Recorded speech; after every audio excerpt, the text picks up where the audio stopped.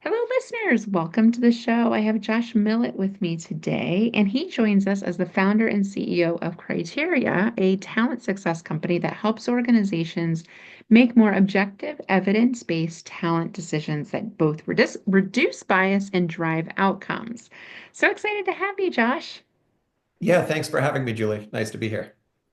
Well, let's dig in. I know there's a lot of noise right now around hiring and hiring inclusively and hiring legally. I'd love to get your thoughts on these evidence-based approaches and what you can do to make sure that you're not only hiring in an objective, inclusive way, but also making sure that we're doing these things legally, as we all hope to do.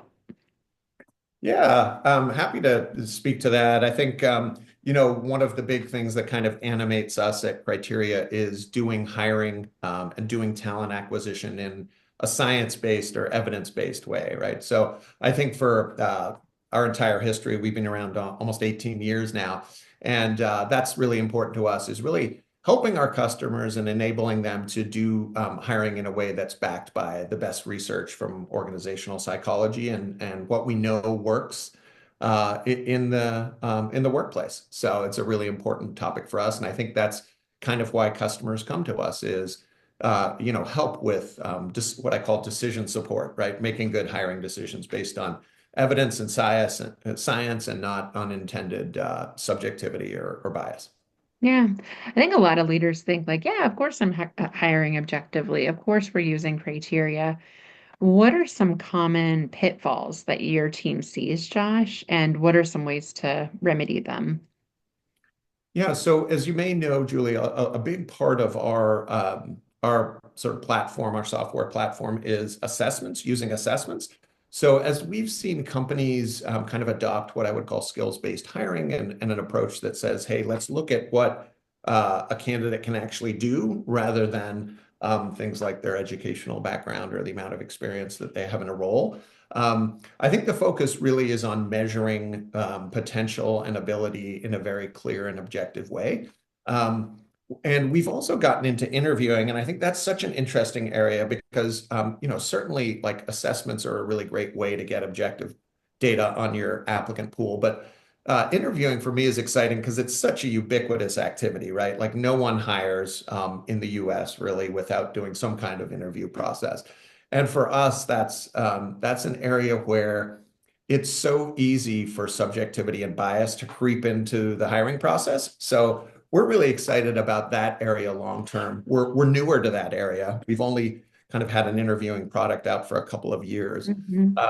But all the research on interviewing really shows that a lot of bad stuff happens in the interview in the first 5 minutes, right? So people are forming judgments, employers are forming judgments based on kind of silly things, frankly, like the physical appearance of the person they're talking to, how tall they are, how they're dressed, even how firm their handshake is, things like this that really aren't, terribly job related. And it's just because we're humans, right? So we form judgments. And the problem is if you've kind of anchored yourself around a judgment initially in the first 5 minutes of the interview, and a lot of research shows that almost 50% of people do kind of make up their mind subconsciously in the first 5 minutes, then it's really hard to get off of that sort of anchored position as you go throughout the interview. And of course, that's what we want to help our customers do is make sure they're doing interviewing in a structured and unbiased way. Yeah. Oh, that's so funny. Well, a few things, listeners, I hope you took note of is education requirements, length of service or industry experience, not great predictors of work performance, which we filter out a lot of resumes on those things. And there's a lot of bias, and we like people like us that worked at a company we've worked at or went to a school that we went to. Um, I'm not gonna admit it, but I have been known to hire some Buckeyes over the years. And like me, bias is real. Maybe not some Wolverines, right? I mean, I'd like to say that Ohio State alums are far superior. And now I teach at Indiana University, so go Hoosiers as well. But all that to say, like those aren't great predictors of performance, like you said, Josh. And then the interview process is just riddled with bias because it's kind of like a social experiment. If someone's extroverted, for example, they're probably going to have an advantage. And there's nothing wrong with being an introvert or ambivert. That's right. Yeah, the firmness of a handshake, how someone dresses, how tall. You can't control how tall you are. And I'm not aware of any studies that show a correlation to actual work outcomes, maybe to success, because I know CEOs tend to be taller, but it's Yeah, probably not that's a right. real thing. That's right. Um, I'm curious, Josh, because I think people, again, think that they're hiring objectively, but they're probably not. What are the criteria? And I know you do assessments. Like, what are the requirements, the biased intervention techniques you could help our listeners understand? How do you reduce that bias? Yeah, I think so much to unpack in there. I hadn't thought about Big Ten bias, but I think I'm gonna look at that one Shame on me, after. listeners. I think, yeah, what we try to focus on and help our customers focus on is what we like to call strong signals. So strong talent signals. Mm, So those things you mentioned just a minute ago, work experience in a given field and educational pedigree. Those are what we'd call weak signals, right? So they do have some correlation to work performance. They're not completely useless. No one's saying you should stop looking at, or valuing a college degree. But as you said, in certain industries, we're faced with a pretty acute labor shortage. In other industries, we're not for the moment. Like in tech, it doesn't feel like, there's a labor shortage, but certainly other fields there is.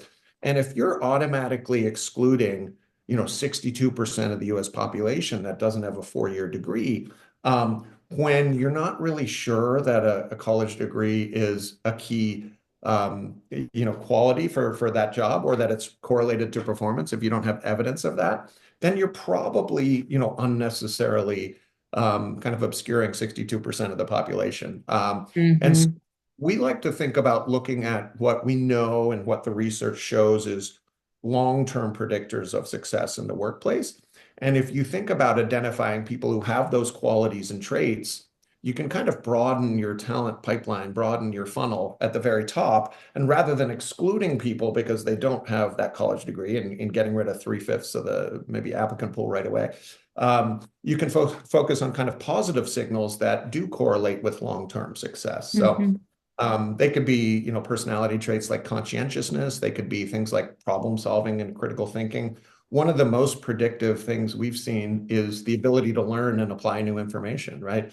And so that really points to long-term growth potential, right? Um, One example I like to use is software engineers, right? Because we often hear from folks like, oh, of course you need to hire people with experience. I would never hire people who don't have an experience in a field. And there certainly are like jobs and roles where that is true, right? Like the more specialized a role, obviously you need to have domain expertise in that role, right? I don't think you or I would want a rookie like brain surgeon, operating on us, right? So there are roles where experience should be weighted quite heavily.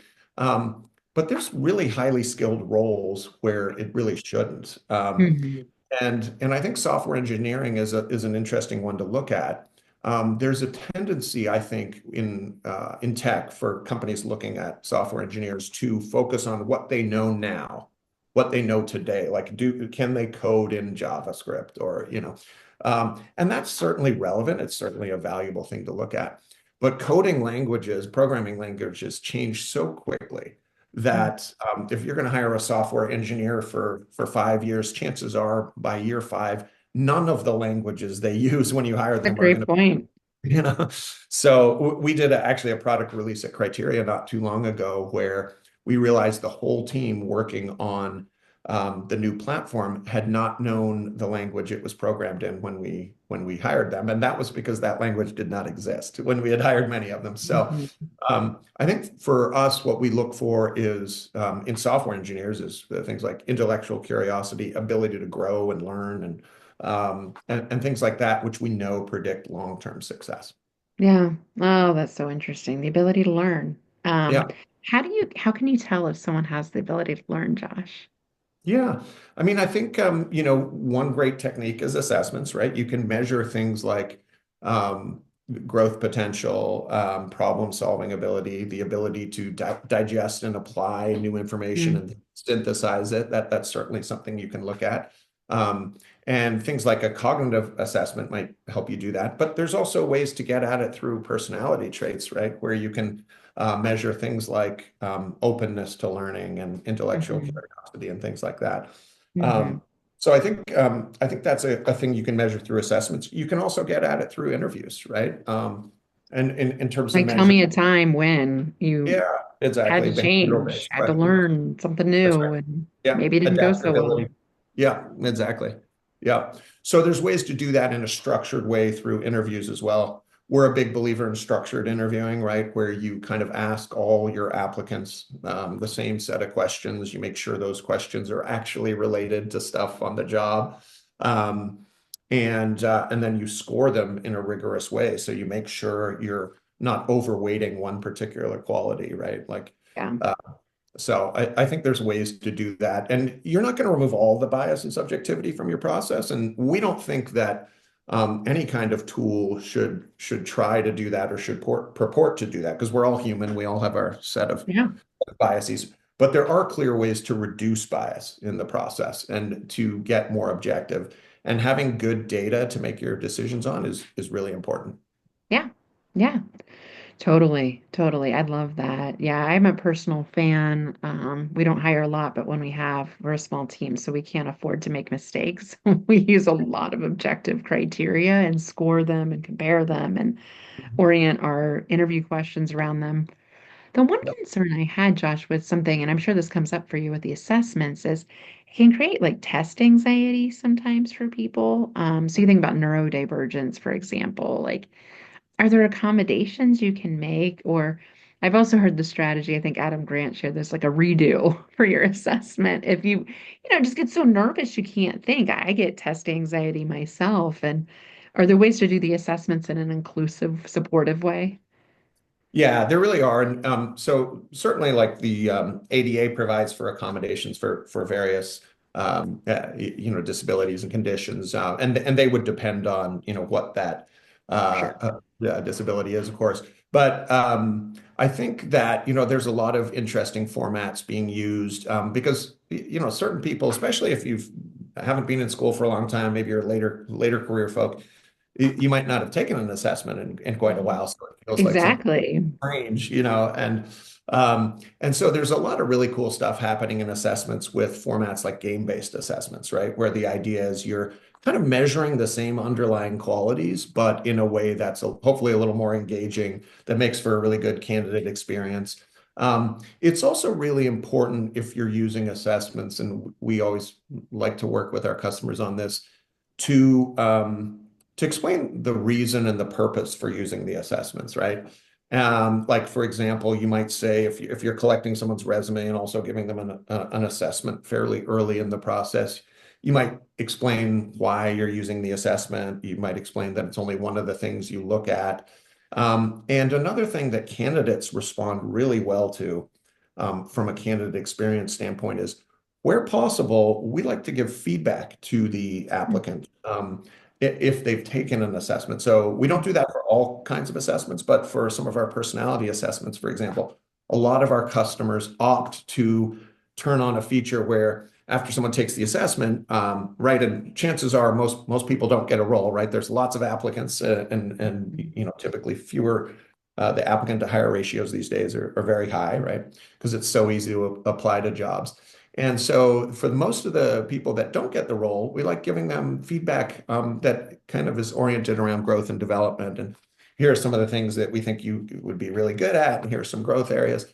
And that's a really popular feature. We have people post those reports on LinkedIn all the time. It's like, hey, this is what this personality assessment said about me. Isn't this interesting? So from a candidate experience standpoint, there's many things you can do to I would say situate the assessment and contextualize it and make it seem less like a test and less scary, I guess. Yeah. Well, I love the feedback process. I think that's one thing I hear a lot from folks. It's so self-defeating. I've been applying for jobs for months and like you said, you just apply, apply, apply, and you don't hear anything back, or you go to one phase of the interview process and you don't hear anything and stall out. So Yeah, having yeah, those feedback exactly. mechanisms is so helpful because it may not be the right role for you, but you don't want to discourage the person from ever applying for any role at your That's right. organization if they have a bad That's right. Yeah. experience. And we've actually seen movement in how candidates feel about that. And I think, the resume has sort of been the standard for so long, right? And I think candidates are kind of um, getting wise to how resumes work a little bit, especially in the sort of the rise of AI. A lot of more sort of sophisticated candidates know that when they submit a resume to a company, that it's often not going to be read first by a human, right? Right. That it's going to be parsed by a machine, and that the most likely outcome is they will never hear anything back, other than potentially an automated reply of some kind, like acknowledging receipt or something, right? Mhm. And so, while the idea behind a resume is a good one, right? Like it seems fair, like, oh, judge me based on what I've done. Um, in other ways, like you're sort of submitting your resume into the ATS abyss and never hearing Mhm. anything back. And that is made collectively for a very frustrating experience for a lot of applicants. And what you see in a lot of studies of Gen Z is, one of the, as you probably know, Gen Z is very positive on diversity, and they judge companies based on Oh yeah. they, their posture vis-a-vis DEI, which of course is a very touchy subject to say the least these days.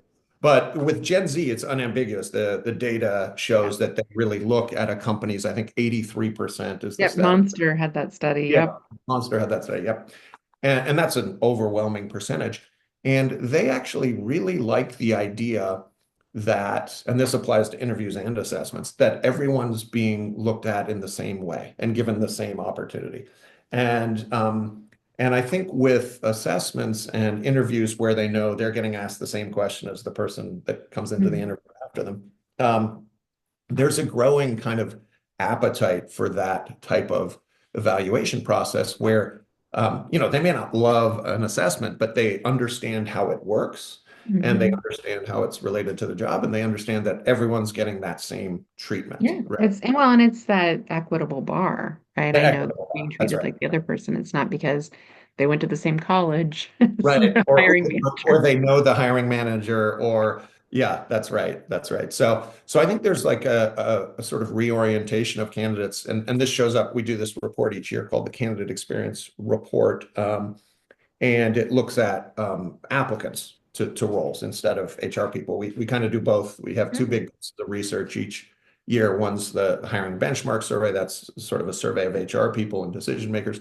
The other side is the candidate views. And there's a growing role for, well, there's a growing acceptance of AI, partly based on the idea that there's also some fear of AI. So it's not a clear picture.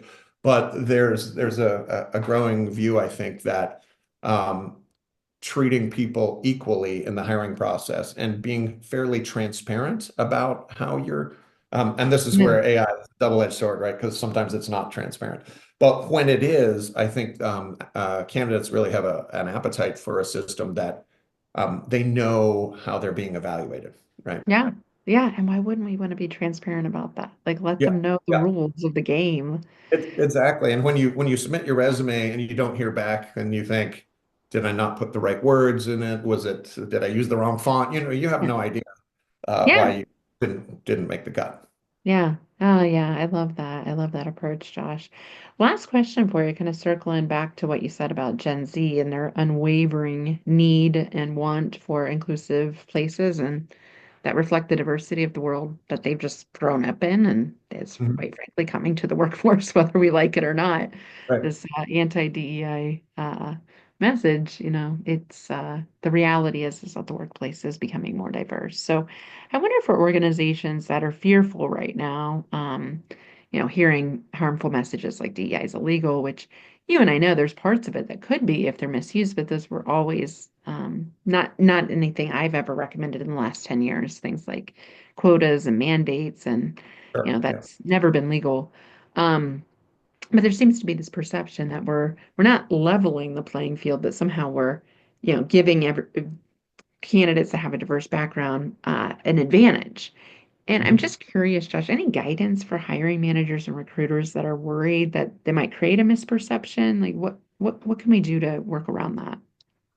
Yeah, I mean, I think certainly like no matter how you feel about DEI, I think there's a fair argument to be made that it's due for a rebrand because it's Mhm. become so charged that Sure. whether you're for it or against it, like it's hard to seeing like how could we get consensus from here, right? Yeah.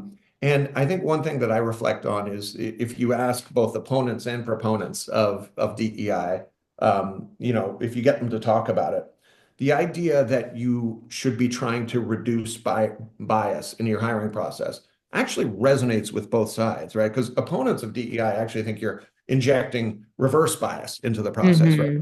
Hmm. So Hmm. if you can kind of agree on that, then that's a good starting point. The other thing that I think is really interesting in all I don't even know if I would say debate about DEI because I think it often doesn't get that serious, right? It's Yeah. such a topic. But there's decades of research, and I know you're familiar with it, Julie, that really shows the ROI of DEI. The And business case is quite proven. the business case is settled, yeah, and it's not always the obvious one, but building a diverse workforce um, does lead very clearly to a series of non-woke metrics like higher profitability, better return on shareholder equity, higher revenue growth. These are things all business leaders should Right. be able to get behind higher creativity and innovation, what's called innovation revenue, right? These are all pretty clearly linked. And, folks like McKinsey and Boston Consulting Group have done studies over and over that show this. And so, for very selfish reasons, we should all be, pursuing more diverse workforces, right? Yeah. For reason like in fact, if you look at folks that have kind of resisted um, the pushback or the backlash to DEI, it's like a who's who of the most successful companies in America, right? Like, Apple, Costco in retail, Right. JP Morgan in finance is literally the number one in each field, right? Yeah. And they're not going to Great stop, point. yeah, they're not going to stop building diverse workforces because telling them to do that is akin to saying like stop competing so hard, Mhm. and that's Great way just to not, look at it. yeah, that's not going to work. So I think like we should all be there should be a common sort of ground of agreement that there is evidence that more diverse workforces, and I don't mean just like from a gender and ethnic perspective. That's Yeah. that's the common way to look at it. But like our customers that have succeeded in hiring more diverse workforces, they're more diverse from every possible Hmm. variable that you get. They're hiring more veterans than they did. They've Hmm. never had veterans in their hiring classes, and now they Disabilities, age, yeah, they're socioeconomics, hiring industry older experience. older employees, exactly. Later career folks in greater numbers. So and that's the like I think small d diversity, like people from lots of different walks of life. And of course, if you're a big consumer facing company, that's your customer base, right? If you're a big consumer Yeah. goods company, America's a diverse place. So it makes sense that it would be so, but sometimes that's forgotten. Yeah. Well, I really like, whether you're pro or against, reducing bias is pretty well supported across the spectrum. So I think that's a great leverage point. And to underscore, don't you want to reflect the communities you hope to serve? Mhm. And to your point about those number ones, I mean, Delta Airlines too is very well committed. So I can just think of industry leaders. I hadn't put that thought together, Josh, of like, industry leaders pro DEI, industry leader pro. And Mhm. whether we call it DEI or something else in the future, the work remains. And this recruiting and hiring piece is a really important part of the puzzle, and I think one that's been misunderstood. So, thank you for your guidance and expertise on the topic today. Thankful for your work. And if you wouldn't mind, before you leave the show, how can our listeners stay in touch with you? Yeah, so if you want to learn more about our company, Criteria, you can go to criteriacorp.com. We have lots of great content on how to use science to make better hires. You can also find me on LinkedIn, Josh Millet. I'm on LinkedIn. I'm pretty easy to find. So Awesome, listeners. Thanks so much for listening. Thanks, Josh. thanks, Julie.